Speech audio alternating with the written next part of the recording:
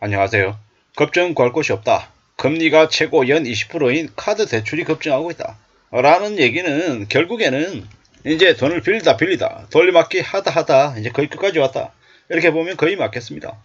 그리고 이제 이렇게 무리하게 빚을 진 이들, 이제 더 이상 궁지로 내몰려서 답이 없는 사람들, 이들이 이제 선택할 수 있는 선택지가 뭐겠습니까? 이제 두 손 두 발 드는 거 말고는 없습니다. 그러면 저 이제 금융권들, 카드사든 보험사든 제1금융권이든 제2금융권이든 그네들이 이 채무자들에게 어떻게 나올까요? 그냥 포기할까요? 절대로 포기할 리 없죠. 끝까지 찾아서 뼈까지 다 발라 먹으려고 하는 애들이 금융권에 있는 애들입니다. 표현이 좀 거칠 수 있지만 사채업자하고 뭐가 그렇게 특별히 다르냐라는 거죠. 방금만 좀 젠틀하게 보이고 좀 예의 바른 것처럼 보이겠지만 실제로는 거의 끝까지 간다라고 보면 맞겠습니다. 아주 뭐 질 거냐? 배째면 답이 없다. 이렇게 얘기하는 될 대로 되라는 식으로 얘기하라는 채무자들에게 채권자들은 절대로 관용을 베풀지 않습니다.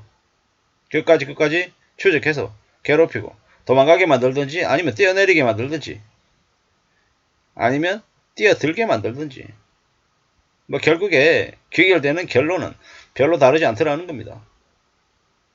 지금의 윤석열 정부, 문재인 정부, 코로나 팬데믹, 여러 가지 이유가 복합적으로 작용했습니다.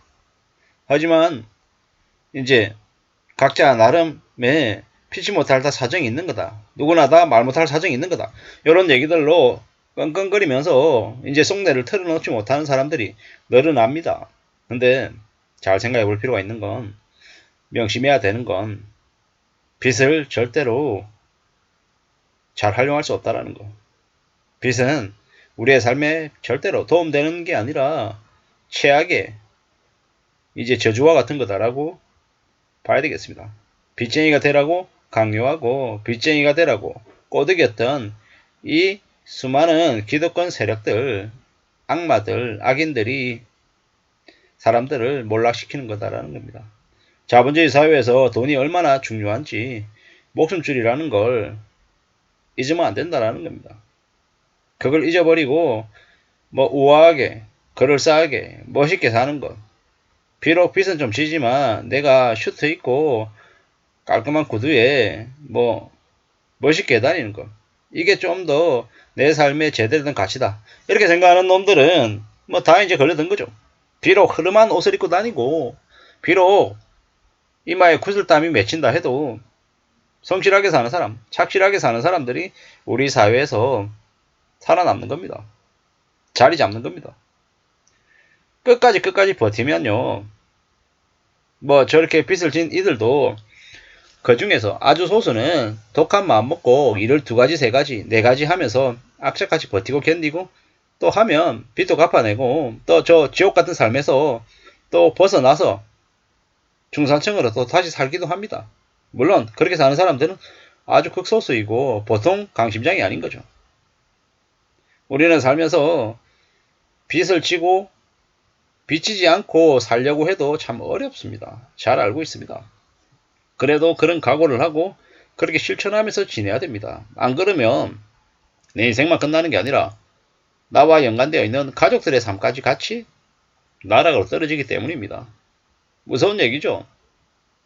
우리가 뉴스나 이런 것들 보면 불황 때 태페 노래방의 영업들이 창궐 한다고 하죠. 왜겠습니까? 왜? 당장 먹고 살아야 되니까 어쩔 수 없이 몸을 팔러 나가는 거예요. 그걸 누가 손가락질 할 수 있냐라는 거죠. 그리고 그때쯤 되면 정부에서도 경찰, 검찰들도 그러한 이제 범죄들에 대해서는 그냥 슬그머니 모른 척 한다고 하죠. 왜? 그런까지 틀어막으면 사람들이 돈을 벌어올 데가 없다 보면 더 극단적인 선택과 더 잔인한 행동들이 벌어질 수 있기 때문에 그냥 모른 척 하는 거죠. 씁쓸한 현상인 겁니다. 지금 이스라엘도 전쟁 중이고 우크라이나도 전쟁 중이고 한두 곳 더 터져도 하나도 이상하지 않은 게 지금의 시국이고요. 한국이 일본보다 경제 성장률이 낮다라고 얘기하는데 그 말은 한국의 경제 상황이 매우 암울하다는 이야기인 거고 뭐 지금 저기 나와 있는 급정 구할 곳이 없다라고 하는 뉴스처럼 사람들은 점점 궁지로 내몰린다라는 겁니다. 궁지로 내몰리는 이들이 선택할 수 있는 선택지가 매우 없다. 그리고 앞으로 이들은 어떤 건수든 만들어서 다른 사람들에게 고소고발을 남발할 것이고 돈 뜯어내려고 할 것이고 돈 빌려달라고 할 것이고 한 번만 도와달라고 얘기하고 별짓을 다 할 것이다라는 거죠. 보통 사람으로서의 양심 뭐 이런 것들 이제 없는 거죠. 좀 도둑이 되기도 하고요. 먹고 살겠다고 별의별 짓을 다 할 것 같습니다. 무서운 얘기입니다. 앞으로 이제 저렇게 한번 빚쟁이로 전락해서 무너지면 다시 올라갈 수 없다라는 거죠. 지금 보험금 환급 해약 환급액도 엄청나게 늘었답니다. 씁쓸한 얘기죠. 저신용자들이 급전을 찾아서 카드사 대출, 보험사 약관 대출 이런 걸 받는 거죠. 카드 대출은 연금리가 16에서 20%. 이제 마지막인 거죠. 카드 대출이 불황형 대출이다라고 이야기한다네요. 보험사 수요도 늘었다고 하고 중저신용자들이 카드사와 보험사에 몰리는 이유는 돈 빌릴 곳이 이제 없다라는 거죠. 고금리 시대에 더 높은 금리를 감수하면서까지 빚 돌려막기에 나섰다. 이제 부실이 커졌다라는 거죠. 답이 없다라는 겁니다. 결국 이제 어떻습니까? 궁지에 내몰리고 점점 이제 답이 없을 거다. 조금 밑에는 빚이 무서운지 몰랐다. 여유 부리며 살았다. 근데 지금은 이제 점점 쉽지 않다라는 거. 더 강한 마음을 먹고 살아야 될 것 같습니다. 산다라는 게 얼마나 힘든데, 얼마나 어려운데 저렇게 산다? 제정신이 아닌 거죠. 미친 겁니다. 앞으로 더 두려워하고 더 겁내면서 삶을 살아낼 각오를 해야 됩니다. 그거 말고는 길이 없다라는 겁니다. 빚을 내는 걸 너무 쉽게, 너무 당연하게 생각하던 세태가 지난 10여 년 동안 있어 왔던 것 같습니다. 그로 인한 대가를 빚을 낸 사람들이 이제 톡톡히 치르게 돼 있는데 그럴 줄 몰랐다.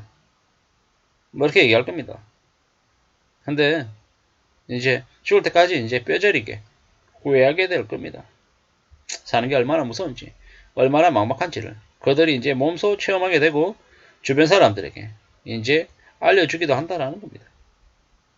앞으로 우리가 어떻게 살아가게 될지, 어떤 삶을 우리가 맞이하게 될지 잘 생각하고 조심하고 또 조심하면서 지내야 될 것 같습니다. 삶은 절대로 빚은 절대로 희망이 될 수 없다라니까. 함부로 돈 빌려달라는 얘기 하지도 않아야 되고 또 들어주지도 않아야 될 것 같습니다. 그래야 살아낼 수 있을 것 같습니다. 이상입니다.